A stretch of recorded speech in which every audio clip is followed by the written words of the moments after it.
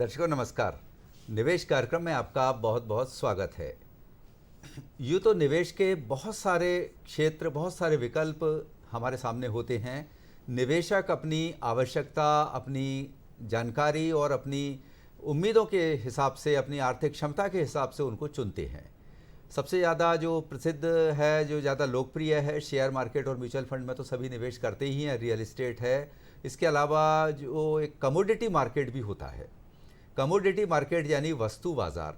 यहाँ हर तरह की जिन्स जो होती हैं, दैनिक उपयोग की चीज़ें होती हैं, निर्माण की जो वस्तुएं होती हैं, वो कहना चाहिए कि जितने प्रोडक्ट होते हैं, चाहे वो खेती किसानी के एग्री प्रोडक्ट हों या कुछ भारी मशीनरी हों, उस तरह का सामान जो उसमें उपयोग में किया जाता है, वो सारे वस्तुएं वहाँ निवेश की तरह वहाँ उपयोग आप कर सकते हैं कमोडिटी मार्केट का। क्या होता है कमोडिटी मार्केट, इसमें किस तरह से प्रक्रिया होती है, कैसे इससे जुड़ा जा सकता है, कैसे आप इसमें ट्रेडिंग कर सकते हैं और क्या सावधानी और क्या चुनौतियां होती हैं इस बाज़ार की, हम विशेषज्ञ से जानेंगे। पहले आपको आज का विषय बता देते हैं, कमोडिटी मार्केट एवं निवेश। और इस विषय पर आज जानकारी देने के लिए हमारे साथ हमारे स्टूडियो में उपस्थित हैं श्री अमिताभ मनिया जैन। अमिताभ जी, स्टूडियो में आपका बहुत बहुत स्वागत है। अमिताभ मनिया जैन वास्तु बाजार विशेषज्ञ हैं, कमोडिटी मार्केट के एक्सपर्ट हैं। आप शुरुआत करना चाहते हैं कमोडिटी मार्केट में, या आपके लिए कुछ नई ऐसा आपको उम्मीदें लगती हैं कि आपको करना चाहिए, आप सीधे सवाल कर सकते हैं। नोट कीजिए हमारे फ़ोन नंबर्स 26600049 हमारे यहाँ का टेलीफोन नंबर है। और भोपाल के बाहर के जो दर्शक हैं वो जहाँ का STD कोड 0755 लगाकर 26600049 नंबर डायल करें। टोल फ्री नंबर भी आपके लिए उपलब्ध रहेगा, नोट कीजिए 1800233040, 1800233040। ये स्क्रीन पर नंबर आपको दिखते रहेंगे। आप फ़ोन लगाने के लिए तैयार रहिए और कमोडिटी मार्केट से संबंधित जो भी जिज्ञासा, जो भी सवाल करना चाहते हैं, आपके फ़ोन कॉल्स का स्वागत है। तो शुरू करते हैं अमिताभ जी। हमारा आज का विषय ऐसा है कि जो इस क्षेत्र में है वो तो बेहतर तरीके से जानते हैं कि कमोडिटी मार्केट क्या होता है। बाकी म्यूचुअल फंड और शेयर मार्केट की तरह लोग ज़्यादा जाते हैं, जबकि परंपरागत एक ज़रिया है, बैंकों में भी निवेश करते हैं।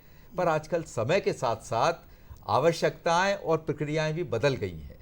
आउटपुट भी हमें उस तरह से मिलना चाहिए। समय बड़ी तेज़ी से जा रहा है, तो तेज़ी से हमें रिटर्न भी मिलना चाहिए। कमोडिटी मार्केट क्या होता है और किस तरह से काम करता है, क्या अवधारणा है इस मार्केट की? आपने बहुत अच्छी बात कही कि आज के युग में, आधुनिक युग में, व्यक्ति को तरह तरह के व्यापारों में भी अपना निवेश करना चाहिए और उन तरीकों से अपने को, अपने घर को, अपने परिवार को एक निश्चित आय मिलना चाहिए। जो उनका इन्वेस्टमेंट है उस पर एक अच्छा रिटर्न मिलना चाहिए।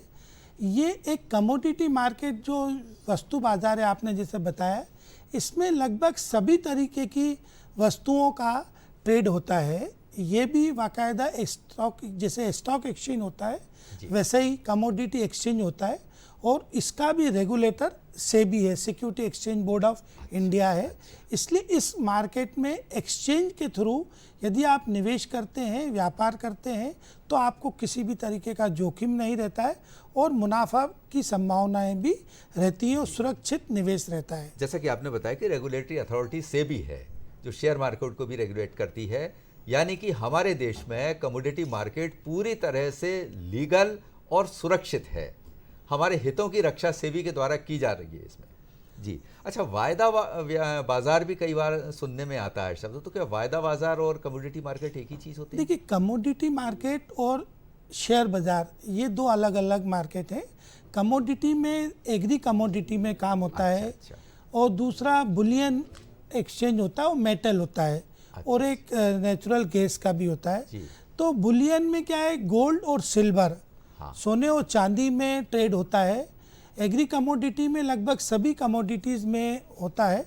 लेकिन आज की तारीख में, क्योंकि सरकार ने कई बार जब इस व्यापार में, एग्री कमोडिटी में बहुत तेज़ी आने लगती है, स्पेकुलेशन होने लगता है, तो सरकार कुछ बैन कर देती है। इसलिए एग्री कमोडिटी में, कुछ एग्री कमोडिटी में होता है, बाकी मेटल में भी बहुत सारी। जहाँ तक मुझे जानकारी है, शायद इसमें भी कुछ क्लासिफिकेशन किया गया है, सॉफ्ट कमोडिटी और हार्ड कमोडिटीज। हाँ। इनको कैसे समझेंगे? देखिए, जैसे मेटल में अपन गोल्ड सिल्वर हो गया, हाँ जी, है ना। और आपकी एग्री कमोडिटी में अपन देखते हैंगे तो बाजरा, कॉटन, कपास और टर्मरिक, धनिया और जीरा, ये इन चीज़ों में करंट में एग्री कमोडिटीज़ में ट्रेड होता है। और एनर्जी में क्रूड ऑयल और नेचुरल गैस में ट्रेडिंग होती है।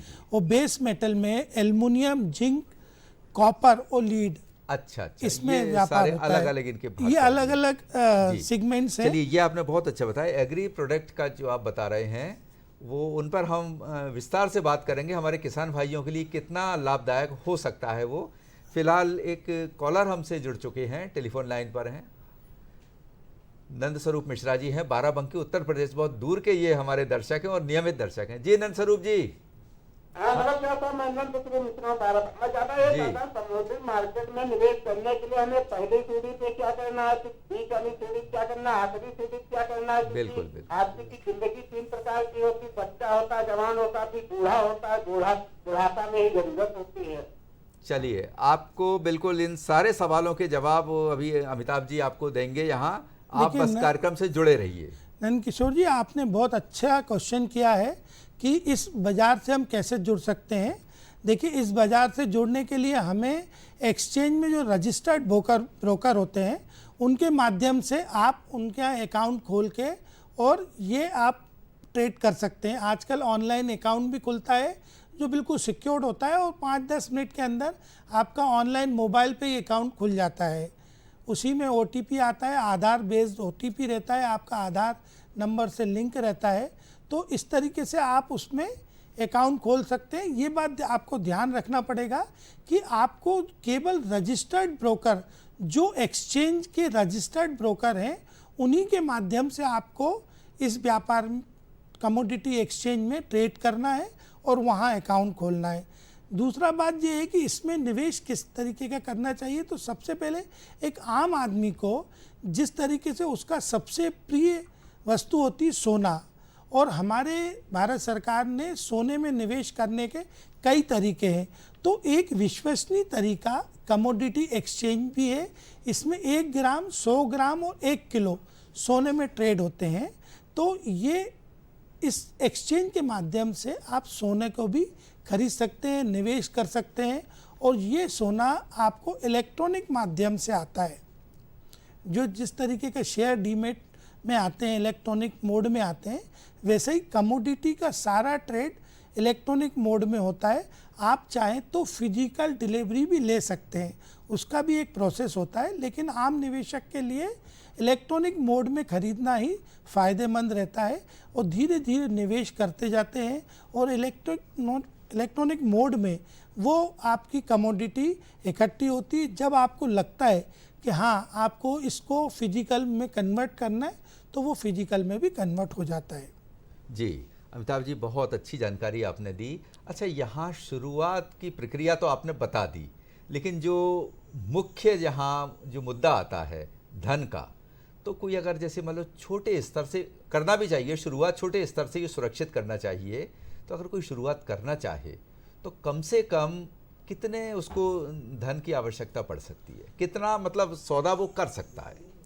देखिए, सौदे का कम से कम यदि जैसे 1 ग्राम सोना भी ले सकता है, इसकी वैल्यूएशन कम 5,000 रुपये के आसपास आती है। कम से कम निवेश यही होता है। और इसमें आप 1 ग्राम सोने से ले सकते हैं या 100 ग्राम चांदी ले सकते हैं, 1 किलो चांदी ले सकते हैं। लेकिन 100 ग्राम चांदी भी लेते हैं तो आपको 60,000 रुपये की किलो के हिसाब से चांदी चल रही है, तो 6,000 रुपये में आपको 100 ग्राम। अच्छा, कुछ मार्जिन मनी ही उसमें आपको जमा करना है? जी हाँ, देखिए अभी ये एक्सचेंज वायदा बाजार होता है। हाँ। इसमें क्या होता है, एक बार जो ट्रेड करता है और 1 महीने तक वो उसका सौदा खड़ा रहता है। अच्छा। और जब इसका महीने का आखिरी दिन होता है, सेटलमेंट डेट आती है, जब उसकी कटान होती है, या वो डिलीवरी में कन्वर्ट कर सकता है। अच्छा। या वो मार्केट में दोबारा बेच के अपना मुनाफा बुक कर सकता है। इन बिटवीन यदि उसका भाव जिस तारीख से खरीदता है और सेटलमेंट की लास्ट डेट होती है, उसके बीच में भी यदि बढ़ता है तो वो वहाँ भी बाजार में बेच के अपना मुनाफा ले सकते। मतलब कुल मिला के अगर सरल शब्दों में हम दर्शकों को समझाना चाहें तो जैसे कि जितने का आपने सौदा किया, मान लीजिए 75,000 का सोना आपने खरीदा, तो आपको 75,000 जमा नहीं करना है, इसमें आपको 10% मार्जिन देना है, मार्जिन मनी जमा करना है। जी, तो कम, मतलब सबसे बड़ा बेनिफिट यदि अपन देखा जाए इस व्यापार का ये है कि आज हमको लगता है कि जैसे दिवाली का सीजन आ रहा है कि सोने में तेजी है, और आप भी जानते हैं हिंदुस्तान में बिल्कुल। सभी लोग, पूरे हिंदुस्तान का हर व्यक्ति सोने को बहुत पसंद करता तो है। ये भारतीय और इस परंपरा संस्कारों में रही रहा है, ये और मन से लेके मंदिर तक और सोना समाया हुआ है। और सबसे बड़ी बात कि आज तक जिन्होंने भी सोने में निवेश किया है हाँ। वो कभी नुकसान में नहीं रहे हैं। बिल्कुल, बिल्कुल। हमारे पूर्वज ने भी कहा है, त्योहार भी बनाए हैं कि आप धनतेरस पे सोना खरीदिए, पुष्य नक्षत्र में। तो सरकार ने भी कहा है कि ये कमोडिटी मार्केट में 1 ग्राम सोना 10 ग्राम और 100 ग्राम और 1 किलो ले सकते हैं, और वो आपका मार्जिन मनी 10% ही देना है। अच्छा। यदि आपको तेजी होती तो बेच दीजिए, अदरवाइज वो बाकी का पैसा देके वो आप अपने अकाउंट में ले सकते मतलब हैं। गोल्ड को वैसे भी आपातकाल का साथी कहा कहते हैं बुजुर्ग जो थे कि सोना इसलिए रखा जाता है, कभी इमरजेंसी आती है तो कम से कम एक सच्चा साथी, पक्का साथी हमारे साथ बिल्कुल रहता बिल्कुल है ना। बिल्कुल सही कहा आपने। सोने में निवेश करना हमेशा सुरक्षित रहा है। सबसे बड़ी खासियत रहती है सोने में निवेश करने से पूरा परिवार खुश रहता है, खास तौर से महिलाएं, जो हमारी महिलाएं, कई महिलाओं को शेयर बाजार पसंद नहीं आता है, तो उनके लिए सोना सबसे और अब तो बहुत बहुत अच्छी व्यवस्था हो गई है कि आप जरूरी नहीं कि फिजिकल गोल्ड ही लेना चाहे, वो आपकी चॉइस है, आप लेना चाहे ले सकते हैं, वरना उसकी चौकीदारी करने की जरूरत नहीं है। ETF ले लीजिए आप, गोल्ड बॉन्ड भी है। सबसे अच्छी बात है, क्योंकि 1 ग्राम सोना बाजार में आप लेने भी जाएंगे तो महंगा बहुत पड़ता है, लेकिन हमारे माध्यम जांच से परख की बहुत सारी प्रोसेस बिल्कुल होती है, हमारे माध्यम से 1 ग्राम बिल्कुल एक्चुअल प्राइस में मिलता है। अच्छा, अब ये आता है कि चलिए पैसा हमारे पास है और हमने पूरी प्लानिंग कर ली है कि हमें कमोडिटी मार्केट में ट्रेड करना है। उसके लिए आवश्यक जो दस्तावेज होते हैं, किस तरह से डीमेट अकाउंट वगैरह खोलना पड़ेगा, क्या जरूरी है, या ऑनलाइन ही होता है या ऑफलाइन भी हो सकता है इसमें? देखिए, कोई भी रजिस्टर्ड ब्रोकर के यहाँ आपको अकाउंट खोलना है, अकाउंट खोलने के लिए आवश्यक दस्तावेजों में आधार कार्ड की जरूरत रहती है। तो आधार कार्ड में आपका नाम, पता और डेट ऑफ बर्थ सभी आ जाता है, और पैन नंबर, ये 2 आवश्यक जरूरी रहती है, और 2 फोटोग्राफ रहते हैं। आजकल हमने ऑनलाइन अकाउंट ओपनिंग की भी व्यवस्था हो गई है, जिसमें आप अपना आधार नंबर डालते हैं तो आधार से OTP जनरेट होता है, उस OTP को डालते हैं तो आधार में जो आपका डाटा है वो पूरा डाटा एक्सचेंज के पास चला जाता है, और आपको मोबाइल से अपना फ़ोटो खींच के और एक वेरिफिकेशन करके और वो 10 मिनट में अकाउंट खुल जाता है। ऑफलाइन में भी आप ब्रोकर के यहाँ जाते हैं तो वहाँ जो दस्तावेज देते हैं, साइन करते हैं और वहाँ अकाउंट खुल जाता है। बहुत प्रोसेस है उसमें, और आजकल सभी ने लगभग फ्री कर रखा है। अच्छा कि इसमें अधिकांश ब्रोकर्स ने 90% ब्रोकर ने इसकी कोई कीमत चार्ज नहीं करते हैं। अब इसका अगला कदम होता है अमिताभ जी कि हमने सारी तैयारियां कर ली, अब ब्रोकर की आप बात करते हैं तो ब्रोकर भी मार्केट में बहुत हैं। अब उनमें से हम सही ब्रोकर का चयन कैसे करें? जैसे कि बताया जाता है कि शेयर मार्केट या म्यूचुअल फंड में करते हैं तो पिछला ट्रैक रिकॉर्ड कंपनी का चेक कर लो। ये यहाँ ब्रोकर को कैसे हम चेक करें, क्या क्या उसके डॉक्यूमेंट्स हम देखें, कैसे आश्वस्त हों कि ये सही ब्रोकर हैं? देखिए, किसी भी ब्रोकर के पास जाते हैं तो सबसे पहले उससे आप ये पूछ सकते हैं कि आप एक्सचेंज में रजिस्टर्ड है, तो आपका एक सेबी सर्टिफिकेट वो अपने ऑफिस में टांग के रखता है। उसको देता है। हाँ, सेबी एक सर्टिफिकेट देता है, उसको डिस्प्ले करना आवश्यक रहता है। और नियम एवं शर्तों का एक पूरा एक कॉर्नर होता है हर ब्रोकर के यहाँ, जहाँ उसकी सारी जानकारी, उसका पता, उसका कंपनी के मालिक का नाम, उसका फ़ोन नंबर, उसका शिकायत का मोबाइल नंबर और उसका ईमेल, वो सब रहता है। आप देख लीजिए। नंबर दूसरा, एक्सचेंज की वेबसाइट से, उस एक्सचेंज की वेबसाइट में सारी ब्रोकर्स का डाटा रहता है, तो आप उस ब्रोकर का नाम उसमें सर्च करके आप उसकी विश्वसनीयता पता कर सकते हैं कि ये ब्रोकर सही है, रजिस्टर्ड है। ये तो डॉक्यूमेंट्स और लीगल तरीके से आश्वस्त होना है। बाकी फिर जैसे कि कहते हैं ना, प्रोफेशनल कई सारे होते हैं, वकील भी होते हैं, डॉक्टर भी होते हैं, तो हम ये देखते हैं कि सबसे अनुभवी और वरिष्ठ कौन है, जिसको ज़्यादा अनुभव तजुर्बा हो। बिल्कुल। देखिए, आजकल समय के अनुसार मेरा जो मानना है कि हमें ऐसे ब्रोकर का चयन करना चाहिए जिसके ऑफिस आपकी निगाह में हो, आपका परिचय उससे सीधा हो। क्योंकि देखिए कोई भी मेन डॉक्टर से इलाज कराएंगे तो उसकी बात अलग है, उसके जूनियर असिस्टेंट से या कराएंगे तो उसकी बात अलग है। बिल्कुल सही। ऐसे ब्रोकर का चयन कीजिए जिसका ऑफिस आपके शहर में हो, जिसके मालिक को आप जान सकते हो, और क्योंकि जब जानते हैं तो उसका ट्रैक रिकॉर्ड भी अपने को मालूम चल जाता है कि ये ब्रोकर कितने सालों से इस स्थिति में है और काम कर रहा है। निश्चित रूप से 10-20 सालों से काम कर रहा है तो ऊपर नीचे इसने सब देखा हुआ है, तो उससे से अपने को उसकी विश्वसनीयता पता चल जाती है। एक बात और बता दूं मैं आपको कि आज की तारीख में सेबी ने इतने सख्त नियम लागू कर रखे हैं कि अब आज की तारीख में कोई भी ब्रोकर को किसी भी तरीके का अपने निवेशक के साथ चीट नहीं कर सकता है। वो बात अलग है कि आप लापरवाही करते हैं, आप ब्रोकर को ऊपर ट्रस्ट करते हैं, किसी की नगद पैसा दे दिया तो वो आपकी गलती है। अदरवाइज एक्सचेंज के रूल्स रेगुलेशन इतने टफ हैं कि कोई भी ब्रोकर को आज की तारीख में धोखा करने के कहीं भी कोई चांसेस नहीं, क्योंकि हर चीज़ आपके मोबाइल पे एसएमएस आता है, आपको ईमेल आता है, लेकिन आपको भी अलर्ट रहना पड़ेगा। आपको अपने mobile number, email regular check करते रहना पड़ेगा, उसका नंबर एसएमएस आता है वो चेक करते रहना पड़ेगा, आपका डीमेट अकाउंट है उसकी होल्डिंग चेक करते रहना पड़ेगी कि आपके, जिससे आपको पूरा भरोसा हो। बिल्कुल सही है। आजकल तो नए ज़माने के साथ जो टेक्निक आई है काफ़ी पारदर्शिता बढ़ा दी है, बहुत खास तौर से आर्थिक जो ट्रांजैक्शन हो तो पूरी तरह से ट्रांसपेरेंसी है। मोबाइल पे सब कुछ आने लगा है। आपको नई टेक्नोलॉजी के साथ फ्रेंडली होना पड़ेगा और उसको अपनाते हुए अपने को आगे ले जाना है। सही बात। अच्छा, इसके बाद हम जो माल खरीदते हैं, पहले खरीदने की बात करें फिर बेचने की बात करेंगे, तो उसको कम से कम और ज़्यादा से ज़्यादा कितने समय तक हम रोक सकते हैं? देखिए कोई भी, मैं आपको तरीका बताता हूँ कि यदि आपको जैसे मेटल में या अपन को कमोडिटी में, जिन्स में, एग्री कमोडिटी में यदि आपको जैसे कपास लेना है या कॉटन या धनिया या जीरा लेना है, तो ये जिस तारीख को आप लेते हैं उसके बाद इसका एक सेटलमेंट डेट होती है कि वो महीने की आखिरी तारीख में वो एक्सचेंज द्वारा पहले डिसाइडेड होती है कि उस तारीख तक आपको वो बाजार में मार्केट में यदि मुनाफा या नुकसान बुक करना है तो आप उसको सौदा को काट सकते हैं। नंबर दूसरा, यदि आपको उसकी डिलीवरी लेना है तो आखिरी सेटलमेंट डेट के 5 दिन पहले उसका मार्जिन, क्योंकि आपने शुरू में 10% मार्जिन दिया हो, बाकी का मार्जिन एक्सचेंज ले लेता है, फिर वो डिलीवरी आपके सीधे डीमेट अकाउंट में आती है, और डीमेट अकाउंट में आने के बाद आप उसकी फिजिकल डिलीवरी लेना चाहें तो एक्सचेंज ने हर कमोडिटी के लिए फिजिकल डिलीवरी के एक निश्चित स्थान नियुक्त कर रखे हैं।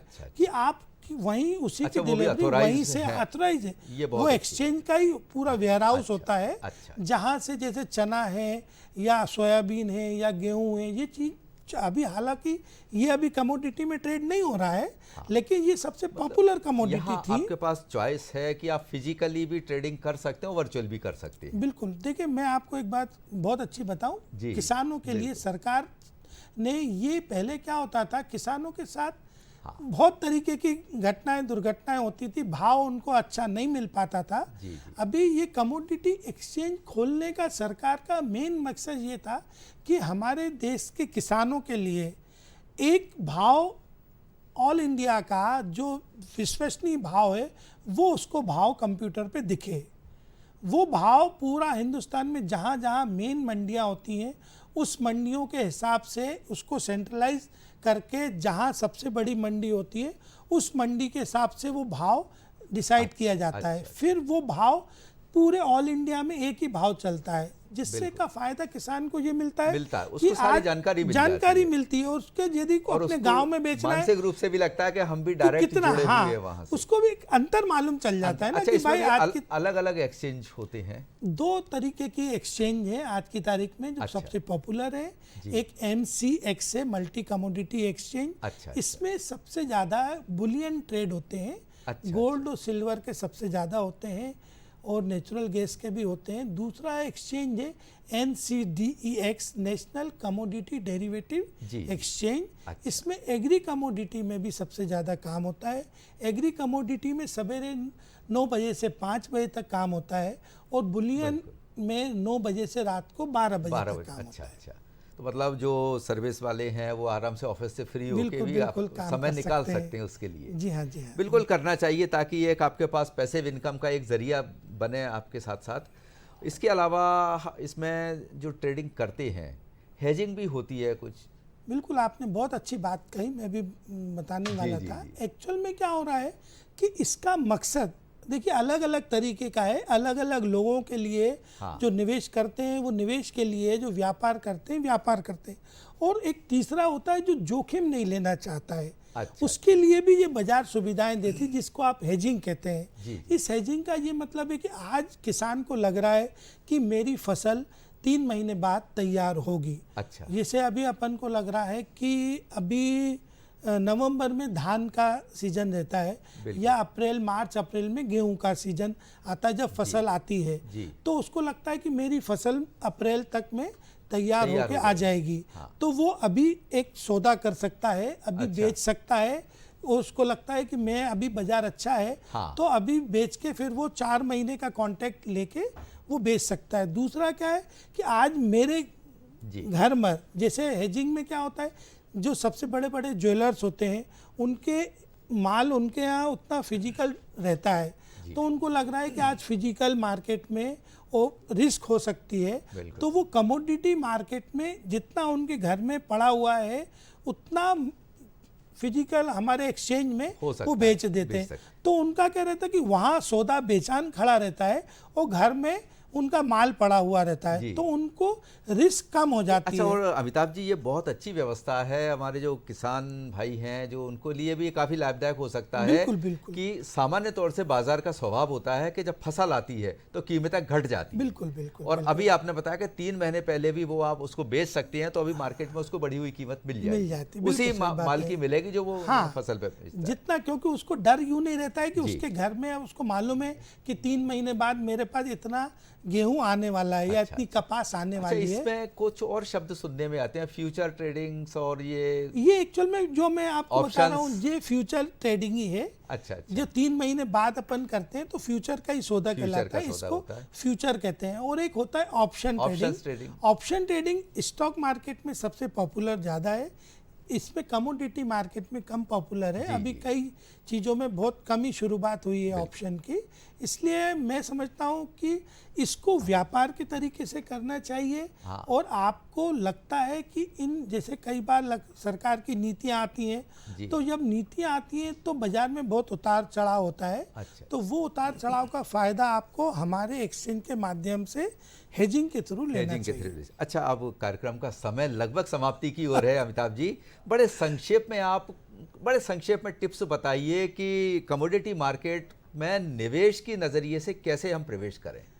देखिए, मैं तो सभी निवेशकों को यही कहूँगा कि कमोडिटी मार्केट को सीखना है, समझना है। हाँ। तो पहले छोटे निवेश से ही अपन को सीखना चाहिए। सुरक्षित निवेश करें और ब्रोकर, अनुभवी ब्रोकर के साथ अपने को ब्रोकर के यहाँ चलाएं। जाएं। और आप थोड़ा सा ये ध्यान रखिए कि आज की तारीख में आपको थोड़ा सा यदि ब्रोकरेज देना पड़े तो आप ब्रोकरेज और टैक्स के चक्कर में बिल्कुल। अनऑथराइज ब्रोकर से काम नहीं करें, क्योंकि 1-2 रुपए या 150 अच्छे रुपए ब्रोकर, भरोसेमंद ब्रोकर के साथ ये है कि बाद में आपका भी कॉन्फिडेंस बिल्कुल, बढ़ेगा और आप बिल्कुल। स्वयं अपने आत्मविश्वास उनसे के जो साथ कर राय सकेंगे। मिलेगी तो आपको ब्रोकरेज से ज्यादा फायदा होगा। अमिताभ जी, अब समय हमें अनुमति नहीं दे रहा है, कार्यक्रम समाप्त हो चुका है। आपसे इतनी अच्छी चर्चा चल रही थी, आगे बस फिर हम मेरा बात एक करेंगे ही कभी निवेशक है कार्यक्रम कि में। आपको शुरुआत करनी है तो जी। सोने में निवेश करके ही अच्छा जी। आपको कमोडिटी चलिए, में कार्यक्रम का शुरुआत समय करना समाप्त हो चाहिए। गया। आपका बहुत बहुत धन्यवाद। नमस्कार। दर्शकों, आपका भी बहुत बहुत धन्यवाद। अगली बार नए विषय के साथ हम फिर हाजिर होंगे, तब तक के लिए नमस्कार।